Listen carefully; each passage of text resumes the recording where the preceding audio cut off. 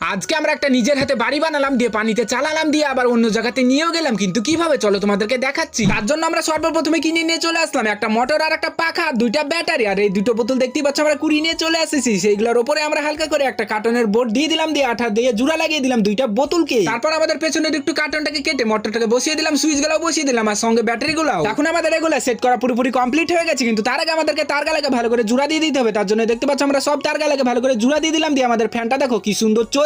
তার জন্য আমরা ঘরটাকে বানানোর কাজ শুরু করে দিয়েছি। এই ঘরটা বানানো হয়ে গেলে এটাকে আমরা পানিতে ভাসিয়ে চালিয়ে দেখাবো তোমাদের। তার জন্য দেখতে পাচ্ছ আমাদের ঘরটা কি রকম ডিজাইন করলাম, সেই লাগছে আমাদের ডিজাইনটা দেখতে। আর এই ঘরটার সামনের দিকে আমরা জানলা দরজাও বানিয়ে ফেলেছি, দিয়ে আবার সেগুলোকে রঙও করে ফেলেছি। দেখো আমাদের ঘরটা এখন কি সুন্দর লাগছে দেখতে। এখন আমরা এটাকে ভাসিয়ে দেবো পানিতে, মানে আমরা চালাবো। পানিতে ছাড়ার পর গাছ দেখো এটা কি সুন্দর চলছে। আর ভিডিওটা কেমন লাগলো তোমাদের অবশ্যই কমেন্টে জানাবে, আর চ্যানেলে নতুন হয়ে থাকলে চ্যানেলটা সাবস্ক্রাইব করে নেবে।